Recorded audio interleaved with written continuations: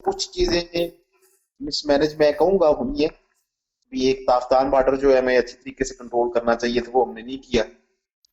उसके बाद जो मजहबी हलके हैं उनको हम टाइमली कन्विंस कर सके, और टाइमली हम इस वजह से नहीं कर सके कि हमें बजाते खुद ही चीजों की ग्रेविटी का एहसास नहीं था। अगर वो ग्रेविटी का एहसास होता तो जैसे अब हम कन्विंस कर रहे हैं, उनके मिन्नत तरला कर रहे हैं, तभी हो सकता था। तो वो दो चीजें हो जाती। बाकी पाकिस्तान में जहां पर एयरपोर्ट्स के ऊपर वो फीवर स्क्रीनिंग वाला मामला है, वो तो हमने बहुत टाइमली शुरू कर दिया हुआ था। कि उधर एक दो इश्यूज और ये हुए हैं कि लोगों ने ब्राइब करके, वो जिनका उधर सिम्टम्स बड़े क्लियर भी थे ना, कुछ एयरपोर्ट सिक्योरिटी ऑफिशियल्स वालों ने को पैसे लिए, कुछ एफआईए वालों ने पैसे ले लिए, वो बंदे उन्होंने जाने दिए, जिसकी वजह रात वाले इलाके में जो एक आदमी गया है वो 40 बंदे को कट कर दिए, उसने 6,000 रुपया उसने रिश्वत दी, एयरपोर्ट से निकला है। किस इलाके का वाक़या है? तो ऐसे ये गुजरात का बंदा था, और वो अपना एयरपोर्ट पे उसने 6,000 रुपया दिए बंदे को पीछे, और वो निकला है। ये अर्ली डेज की बात है, तकरीबन 1.5 माह पहले। यानी यानी उसकी वजह से बात शुरू में स्टेट जो नहीं। गवर्नमेंट थी, जो हेड ऑफ गवर्नमेंट या जो वो लोग सीरियस थे, बट हमारे जो इदारे थे उनके एहलकार, जो छोटे सिपाही या एफआईए के जो मुलाजिम होते हैं, उन्होंने इसको सीरियसली नहीं लिया। यस। उनका डिस्कनेक्ट था, उन्होंने इसको सही तरह कंसिडर नहीं किया कि ये थ्रेट हो सकता है। ऐसी बात है। अब वो ताफ्तान बॉर्डर पे जो है वाला मामला हुआ, वो भी उधर कुछ पैसे दे के कुछ इन्फ्लुएंशियल लोग थे उनके साथ थे। तो वो अपने खास तौर पर सिंध की जो ग्रेविटी है कोरोना की, वो उन्हीं की वजह से ज्यादा है। जैसे पंजाब में अपना तबलीगी जमात वालों का एक अपना रोल है ना, उधर सिंध में का एक कायदा रोल है। तो लेकिन अब वो बात भी पुरानी हो गई। अब तो नेक्स्ट फेज में आ गए हैं कि हमारा वो लोग कोरोना की जो ट्रांसमिशन है ना, लोकलाइज्ड हो गई है। अब वो रिलीजियस जो फैक्टर था वो पीछे रह गया है। अब हमारी जो सोशल रिस्पॉन्सिबिलिटी वाला, या एज ए क्या कहते हैं, जो लोकल पॉपुलेशन की रिस्पॉन्सिबिलिटी वाला सीन है ना, वो अब शुरू हो गया है। उनके डिफरेंट पर्सपेक्टिव्स है ना, कि कौन कि कहाँ पे जिस तरह आप आधे शुरू च कहते सी जी अल्लाह ताला दा अज़ाब है, तो मैंने ये भी पूछा कि जी है अज़ाब के नहीं है, कैसे अज़ाब है तो कैसे है। जो ह्यूमन रिस्पॉन्स था ओवरऑल, यानी कि ह्यूमन रिएक्शन, अब हम चूंकि इधर रहते हैं, हमने देखा कि जिस तरह ही ये लोगों पे रियलाइजेशन आई कि ये एक थ्रेट सीरियस है और गवर्नमेंट लॉकडाउन की तरफ जा रही है, बड़े ग्रोसरी स्टोर्स पे एकदम दो से तीन चीज़ें मैंने बल्कि ऑब्जर्व की। खुदा न खास्ता कोई आफत हमारे मुल्क में आती है तो एक दो माफियाज लाजमी सरगर्म होते हैं। जिस तरह कश्मीर का ज़लज़ला आया तो मुझे याद है हम गवर्नमेंट कॉलेज में थे, वो ताबूत नहीं थे मिल रहे, कफन मिलना वहाँ पे प्रॉब्लम हो गई थी, महंगे कर दिए थे, ताबूत महंगे हो गए, शॉर्ट कर दिए। यानी कि एक दो जिनके पास कैश होता है वो खरीद लेते हैं, वो रख लेते हैं, और वो जिनको चाहिए होता है वो फिर उनके टर्म से उन्होंने खरीदना होता है। इधर भी यहाँ पे शुरू में हालांकि गवर्नमेंट ने इंश्योर किया कि ये चीज़ें खुली रहेंगी, उसके बावजूद हल्का फुल्का एक इन माफियाज ने ये चीज़ें करने की कोशिश, खुद करने की कोशिश की है। मैं ना इस आपको ना कमेंट करता हूँ हमारी ना मीडिया की सूरत हाल के ऊपर, जो ठीक है कि मीडिया हाउसेज ने इसको किस तरह किया, और वर्कर के किस तरह वो अपना क्या कहते हैं ना, अपना कुछ मीडिया हाउसेज ने कैसे किया और कुछ ने कैसे किया। ये मार्च की बात है, अर्ली मार्च की। तो मैं लाहौर केस की कवरेज के सिलसिले में हूँ, तो वहां पर मेरे एक कोलीग भी आया हुआ था। तो मैंने उनसे वो सलाम लेना चाहा ना, तो उन्होंने मुझे रिफ्यूज कर दिया। उन्होंने कहा यार ना ही करो तो अच्छा है। अब उनके back of the mind corona था, मेरे ज़हन में नहीं था। मैं बड़ा ऑफेंड हुआ इस बात से। मैंने कहा यार मेरा कोलीग बनता है तो मेरे से सलाम नहीं ले रहा, तो वो क्या कहते हैं, जो एक सोशल आपकी नॉर्म्स होती हैं उसमें मैंने बड़ा ऑफेंड हुआ उस बात से। वो मैंने अपना उसका इजहार नहीं किया, लेकिन मैं ऑफेंड जरूर हुआ। तो 4 दिन बाद मैं अपना प्रेस क्लब बैठा। अब मीन 4-5 दिन के अंदर मुझे चीजों की सेंसिटिविटी आनी शुरू हो गई है। यार ये कोरोना है, इसकी सोशल डिस्टेंसिंग जरूर है, सलाम न लें, आप अगर लें तो हाथ धोएं, ख्याल करें। तो 4 दिन बाद मुझे एक बंदा मिला, उसने मेरे से सलाम लेना चाहा, तो मैंने कहा ना ही लो तो अच्छा है। जो मेरे साथ 4 दिन पहले हुआ था मैंने उसके साथ कर दिया। वो बंदा भी बड़ा ऑफेंड हुआ। उसके कुछ दिन बाद वही बंदा मुझे दोबारा मिला, तो वो हम दोनों को अंडरस्टैंडिंग डेवलप हो चुकी थी कि आपने हमने एक दूसरे के साथ सोशल डिस्टेंसिंग मेंटेन करनी है, सलाम वगैरह नहीं लेना। तो वो बंदा मुझे देखे ना हंस पड़ा, वो कहता है यार मैं उस दिन गुस्सा कर गया। मैंने कहा यार मैं 4 दिन पहले मैं भी किसी और बंदे के साथ गुस्सा कर गया। तो ये एक चेन ऑफ एक सेंसिटिविटी है जो कि सोसाइटी में प्रिवेल करना शुरू हो गई। अब एज ए जर्नलिस्ट जहां पे मैं बात करूं तो उसमें कुछ मीडिया हाउसेज हैं जैसे जिसमें मैं काम करता हूँ जंग ग्रुप में। तो हमें तकरीबन मार्च 21 से उन्होंने कह दिया था कि आप घर बैठ के काम कर सकते। उसकी वजह से ये हुआ कि पूरे जंग ग्रुप में जियो लाहौर ऑफिस में अभी तक कोरोना का कोई पेशेंट जो है वो नहीं है। एक बंदे का कहते हैं लेकिन वो भी कंफर्म नहीं हुआ। अब उसके साथ दूसरे कुछ मीडिया हाउसेज हैं जैसे दुनिया टीवी हो गया, सिटी 42 हो गया और उसके साथ 24 भी उनका। अब उनके अंदर कोरोना के पेशेंट्स है ना बहुत अर्ली इमर्ज हो गए थे। अपना जो सिटी 42 और 24 चैनल है उन्होंने क्या किया कि उनकी एडमिनिस्ट्रेशन ने वो जिन बंदों को तो कोरोना डिटेक्ट हो गया था वो उन्होंने कहा कि आप क्वारंटीन में चले जाएं। जिनकी तो किसी हालत सीरियस थी उनको उन्होंने कहा जी कि आप हॉस्पिटल को शिफ्ट करवा दें। लेकिन इसके अलावा उन्होंने कोई मेजर्स नहीं लिए। वो मेजर्स ना लेने का नुकसान ये हुआ कि आज सिटी 42 और 24 में तकरीबन 20 से ऊपर पेशेंट हैं कोरोना के। दुनिया टीवी में 13 पॉजिटिव हैं। इसके अलावा तकरीबन हर टीवी चैनल में 2-2, 4-4 जो है ना लोग जो जर्नलिस्ट हैं वो अफेक्ट हुए। अब जर्नलिस्ट कम्युनिटी का जो वर्किंग मामलात हैं वो बाकी सारी जो प्रोफेशनल्स हैं उनका डिफरेंट है, क्योंकि हमारा इंटरेक्शन जो है बाहर के लोगों से भी होना है, कोरोना के केसेस की कवरेज भी होनी है, हॉस्पिटल से कवरेज भी होनी है। बल्कि टीवी चैनल्स ने अपने रिपोर्टर्स को ये फोर्स भी किया कि यार आप उसे क्या कहते हैं ना क्वारंटीन सेंटर्स के अंदर से जाके कवरेज करो, कोरोना वार्ड से कवरेज करो, हॉस्पिटल के अंदर जाके कवरेज करो, जिसका खमियाजा अल्टीमेटली जर्नलिस्ट को भुगतना पड़ा।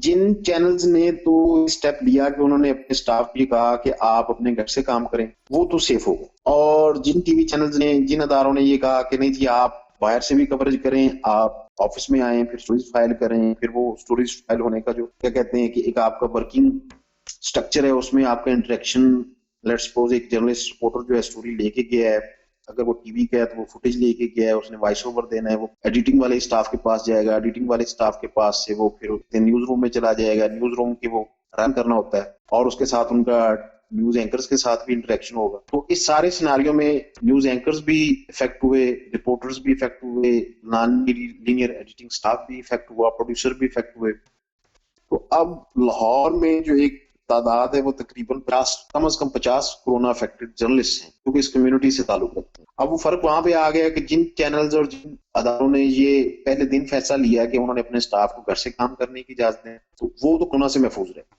और जो दूसरे चैनल्स थे उनमें बंदे इफेक्ट हो गए। अब इसमें जो एक खास सेठ मेंटेलिटी आ जाती है, ऑन की मेंटेलिटी आ जाती है कि जी हमने स्क्रीन रन करनी है, हमने लोगों को घर से बैठ के काम नहीं करने देना, तो उसकी वजह से नुकसान हो गया। अब हत्ता कि ये हुआ कि अपना गवर्नमेंट ऑफ पंजाब ने सिटी 42 और जिनके ऑफिस हैं इधर लाहौर में उनको उन्होंने बकायदा तौर पर वार्निंग दी। उन्होंने कहा जी आप अपने मामलात को ठीक कर लें, आप अपने स्टाफ कर सकते हैं तो हम आपके चैनल को सील कर देते हैं, आप अपनी लाहौर वाली बिल्डिंग को वेकेट करें, क्योंकि जब तक आप उसको वेकेट करके सारे मामला को क्लियर नहीं करते तब तक कोरोना की जो स्ट्रेन है वहां पर रहेगी। तो जब गवर्नमेंट ने इंटरवीन किया है तो तब उन्होंने उसको किसी और जगह शिफ्ट किया है। 80-90% स्टाफ को उनका घर से काम करें, स्क्रीन उनकी ऑन एयर रहेगी।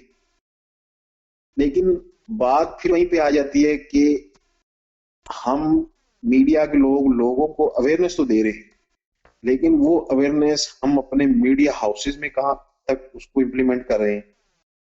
तो वो जिन तो चैनल्स ने इम्प्लीमेंट किया वो अल्लाह का शुक्र है उनके वर्कर भी आज भी सिक्योर हैं, सेफ है, वो काम भी बड़े अच्छे तरीके से कर रहे हैं, और जिन्होंने नहीं किया वो बड़ा एडवर्सली इफेक्ट हुए हैं।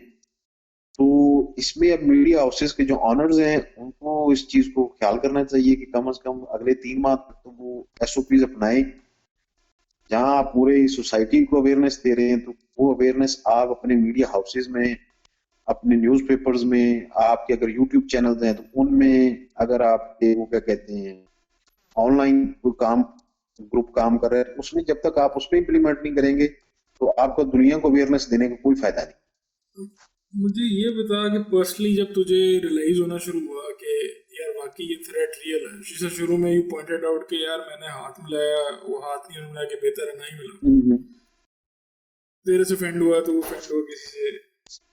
But when it started realising कि यार ये थ्रेट रियल है, तो मतलब बीच में अपना जो एक होता है कि एज ए जर्नलिस्ट आपका थॉट प्रोसेस होता है, एक होता है एज ए ह्यूमन बीइंग इंसान, वो उसने वो जो इंसान एज ए ह्यूमन इंस्टिंक्ट है तेरी, उसने क्या तुझे बताना शुरू किया कि यार ये एंड ऑफ टाइम शुरू हो गए हैं, चैलेंज शुरू हो गया बहुत बड़ा, कि क्या मतलब क्या अजीम में आया? एज बी जर्नलिस्ट जो है ना, मैंने बम ब्लास्ट की कवरेज की हुई है, डेड बॉडीज देखी हुई हैं, कटे फटे लोग देखे हुए हैं, अपना पुलिस मुकाबलों की कवरेज की हुई है, फायरिंग चल रही है, टेररिस्ट का अटैक हुआ, जैसे अपना 15 की बिल्डिंग पे अटैक वगैरह हो गया, गोलियां भी चल रही हैं, उसकी भी कवरेज की हुई है। उधर आपको थ्रेट फैक्टर उतना फील नहीं हुआ, यानी कि वो आप सेफ्टी मेजर्स ले लेते हैं, आप उसको कॉप कर लेते हैं, आप उसकी कवरेज भी कर लेते हैं, डिस्टेंस सेफ डिस्टेंस भी मेंटेन कर लेते हैं, तो वो फियर फैक्टर नहीं था। जब ये कोरोना वाला मामला शुरू हुआ है और जब इसका पता लगा कि इसकी कोई ट्रीटमेंट नहीं है, अब इसकी कोई ट्रीटमेंट नहीं है, ये आपको सरफेस टू सरफेस आपके साथ ये कांटेक्ट हो सकता है, ह्यूमन टू ह्यूमन इंटरेक्शन में आपके साथ कांटेक्ट हो सकता है, तो वहां पे वो जर्नलिज्म अपनी साइड पे रहेगी, एज एज इंडिविजुअल एक थॉट प्रोसेस आपका शुरू हो जाता है, यार व्हाट नेक्स्ट। अच्छा, जिस तरह एक बड़ी मतलब इम्पोर्टेंट और इंटरेस्टिंग बात पॉइंट आउट की है कि लाइफ थ्रेटनिंग स्टोरीज कवर की हैं उन्होंने, कि bomb blast as you mention, गोलियां जहाँ चल रही हैं और ये मामला, तो पुलिस का भी जाहिर बात है यही हालात होते हैं कि वो क्राइम से फर्स्ट हैंड क्राइम टाइम को देखते हैं, मर्डर्स को देखते हैं या स्टोरीज को देखते हैं, डेड बॉडीज देखते हैं। तो जो साइकोलॉजी, ह्यूमन साइकोलॉजी, जो लोग इन चीज़ों को कवर कर रहे होते हैं वो ज़रा टफ हो जाते हैं, उनकी एक माइंडसेट होता है थोड़ा हार्ड हो जाता है। अच्छा, हार्ड हो जाता है। उस हार्ड माइंडसेट के साथ भी मतलब व्हाट यू टेलिंग मी कि जब तुझे पता लगा कि थ्रेट रियल है, तो थोड़ा सा उसमें एडजस्ट होने में टाइम लगा। अब अफान उसमें देखे ना, बात ये है कि वो जितने थ्रेट है ना उसमें आप सेफ्टी मेजर्स ले सकते हैं, उसमें आपकी एक सेफ्टी किट होती है। भी लेट्स, अगर मैं कोई अपना गोलियां चल रही हैं उसकी कवरेज कर रहा हूं, तो मेरे पास एक सेफ्टी क्वेश्चन है ना कि मैं वहां से खड़ा होकर कवरेज कर सकता हूं, तो जहां पे मैं थ्रेट फैक्टर में नहीं हूं। एक आधा आम आदमी दौड़ के भाग जाएगा, लेकिन मैं एक अपना स्पॉट ढूंढ के उसकी कवरेज कर सकता हूँ। एक बम ब्लास्ट हो गया, डेड बॉडीज पड़ी हैं, जिसम कटे फटे पड़े हैं, एज ए रिपोर्टर मैं उसकी जाके कवरेज कर सकता हूँ, तो उसमें मुझे सेल्फ हार्म तो नहीं है ना। वहां वहां पे तो मेरा एक अपना साइकोलॉजिकल, मुझे अपना स्टेमिना मुझे चाहिए, साइकोलॉजिकल फिटनेस चाहिए कि मैं यार इसको चीज को थोड़ा सा बारी दिल के साथ कवर कर सकता हूँ। मैं मॉर्ग में चला जाता हूँ, डेड बॉडीज देख लेता हूँ वहां पे, लेकिन उस सारे सिनारियों में ये है कि आपकी पर्सनल सेफ्टी तो डिस्टर्ब नहीं होती ना, आप एक थोड़ा सा रिस्क फैक्टर लेके अपना स्टोरी कवर करते हैं। लेकिन जब एक चीज इनविजिबल है, जब आपको ये पता ही नहीं है कि how it affect you, how it will touch, how it will affect you, तो उस सारे सिनारियों में आपको साइकोलॉजिकल डिस्टर्बेंस होती है, क्योंकि आपको पता ही नहीं है आप इसको क्या कहते हैं। दूसरी बात यह है कि एक बंदे का पता हो कि यार ये कोरोना अफेक्टेड है, उससे आप डिस्टेंस मेंटेन कर सकते हैं। बाज बंदों में, बल्कि मेजोरिटी में जिनकी इम्यूनिटी बेहतर है, उनमें इम्यून अपना कोरोना के सिम्टम्स ही नहीं होते, वो कोरोना के कैरियर होते हैं, कोरोना को आगे भी फैला सकते हैं, लेकिन उनकी अपनी इम्यूनिटी इतनी स्ट्रांग होती है कि वो सर्वाइव करते हैं। लेकिन अगला बंदा जिसको उसने टच किया, उसकी इम्यूनिटी उतनी बेहतर है या नहीं है, तो उस सारे सिनारियों में एक डर बन जाता है। तो हमारे वो फील्ड में कहते हैं कि there is not any story important than your life. तो हम उस चीजों को एक हद तक ही कवर कर सकते हैं। जब आपको मीडिया उसका ऑनर कहे कि जनाब आप कोरोना वार्ड में भी जाएं, हॉस्पिटल में भी जाएं, शुरू में तो कह रहे थे, अब मेरे ख्याल में कुछ एहतियात करनी शुरू कर दी उन्होंने, तो फिर उधर आपका एज ए इंडिविजुअल डरना बनता है। तो और मैं पहली बात की है कि ये इससे आपको डरना भी चाहिए, और डरेंगे तो आप सरवाइव करेंगे, नहीं डरेंगे तो आप सरवाइव नहीं करेंगे, क्योंकि इसमें बहादुरी वाला मामला कोई नहीं। इसका मतलब है जो नहीं हम बातें सुनते थे, ये बायोलॉजिकल वॉरफेयर और ये चीजें कि मतलब मुझे तो इससे ये भी इस सारे थ्रेट से मामले से अंदाजा हुआ है कि ये मिसाइल्स और सारा कुछ जो हमने या जो भी दुनिया में जिसने भी बनाया है वो तो एक थ्रेट है ही है। एक नया थ्रेट ये भी इमर्ज हो गया हुआ है कि अगर ऑल्दो के इस पे बहुत सी कॉन्स्पिरेसी थ्योरीज हैं, उसमें मैं नहीं जाता, बट जिस तरह वर्ल्ड इकोनॉमी एकदम कोलैप्स कर गई है, मतलब एक वो शहर जिनका कभी तसव्वुर भी नहीं किया था, न्यूयॉर्क बंद, मतलब ऑस्ट्रेलिया के शहर बंद, जापान बंद, मतलब रशिया, चाइना, मतलब जो वर्ल्ड पावर्स है मेजर, ठीक है, आप इधर देख लें, चाइना इंडिया दोनों बंद, पाकिस्तान हमारी अपनी जो हमारा मुल्क है वो बंद। तो ये तो थोड़ा सा जो यूएन की रेजोल्यूशन बायोलॉजिकल वॉरफेयर और जो कुछ ऐसी चीज़ हम सुनते थे, तो ये तो मुझे लगता है कि द थ्रेट इज रियल, ये एज अ वेपन भी यूज हो सकता है। पहली बात है कि ये एज ए वेपन यूज हो सकता है, हाँ जी बिल्कुल यूज हो सकता है, इसमें कोई शक ही नहीं है कि ये नहीं यूज हो सकता। इस तरह की कोई चीज, कोई वायरल हो जाए, कोई अपना बैक्टीरियल हो जाए, तो कोई चीज ऐसी हो कि क्या वो वायरल अपना as a biological weapon use हो सकती है? यस बिल्कुल हो सकती है। और जहां तक इस कोरोना की बात है कि ये कोई ऐसा सीन है, तो ये सारी की सारी कॉन्स्पिरेसी थ्योरीज हैं, मैं इसको नहीं मानता, क्योंकि दुनिया के 250 से ज्यादा मुल्क के हर मुल्क इफेक्ट है, ठीक है ना, हर मुल्क की इकोनॉमी डिस्टर्ब हुई है, हर मुल्क का कारोबार डिस्टर्ब हुआ है, हर मुल्क के बंदे डिस्टर्ब हुए। अगर ये कोई मैन मेड वगैरह होता, कोई मामला होता, तो दुनिया अब तक इसका कोई सोल्यूशन निकाल ली होती। क्योंकि अब देखिए ना, दुनिया की जो इकोनॉमी है या दुनिया की जो भी जंगें होती हैं, वो बड़े स्टेक होल्डर्स ही इंटरेस्ट होते हैं जो उनको सर्व कर रही होती हैं। लेकिन इसमें जो ये कोविड-19 वाला मामला है, इसमें मेरी नजर में तो किसी का पर्पस सर्व नहीं हो रहा, चाहे वो कोई रिलीजियस मॉन्गरर है, चाहे वो कोई तेल का ताजिर है, चाहे वो कोई आईटी का बिजनेसमैन है, चाहे वो उसे क्या कहते हैं, दुनिया का कोई भी बिजनेस है, चाहे स्टेट अफेयर्स है, each and every business of the world is affected. More than 250 countries and every individual is affected. जब एक ग्लोबल लेवल के ऊपर ये मामला इफेक्ट हर बंदे को, हर मुल्क को, हर तरह की इकोनॉमी को, हर तरह के ग्रुप को इफेक्ट कर रहा है, तो मैं फिर इस थ्योरी में नहीं जा सकता कि ये मैन मेड, ठीक है, ये जेनेटिकली म्यूटेट हुआ है। और अगर मैन मेड होता, तो अगर कोई काम लेबोरेटरी में हो रहा होता, तो उसकी ट्रीटमेंट या उसका वो क्या कहते हैं एंटीडोट पहले वो तैयार करके रखते हैं, बाद में वो करते हैं। लेकिन इस बात को जरूर तस्लीम किया जा सकता है कि इन फ्यूचर अगर कोई बड़ी जंग लगती है या कोई बहुत बड़े स्टेक्स बड़े मुल्कों के आते हैं, चाहे छोटे मुल्कों के भी आते हैं, तो ऐसी चीजों को बायोलॉजिकल वॉरफेयर के तौर पर इस्तेमाल किया जा सकता है, जरूर किया जा सकता है।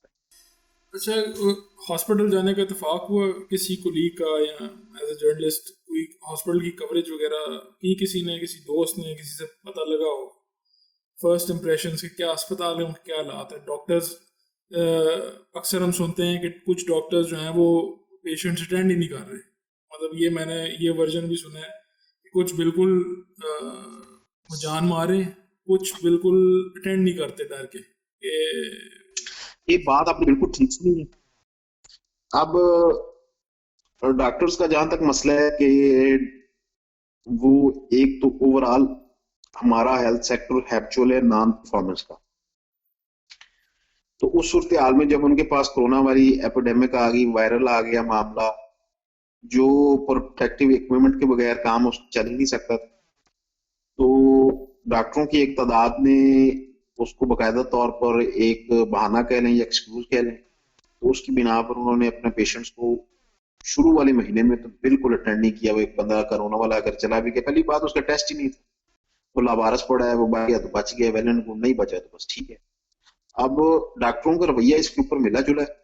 अब अगर ओवरऑल डॉक्टर देखें तो डॉक्टर इस काम को विलिंगली नहीं कर रहे, जो अगर कर रहे हैं तो जो हेल्थ रिपोर्टर्स हैं उनका कहना है कि डॉक्टर्स इस काम को विलिंगली नहीं कर रहे, मजबूरी के तहत कर रहे हैं, और जिनको इक्विपमेंट पूरा मिल जाता है वो तो पेशेंट्स को अटेंड कर लेते हैं, और जिनको नहीं मिलता वो अटेंड नहीं करते। आप कहें कि पेशेंट्स जो हॉस्पिटल्स में एडमिट हैं या क्वारंटीन सेंटर्स में हैं तो उनकी हालत बेहतर है, तो अटेंडेंस के मामले में उनकी हालत बहुत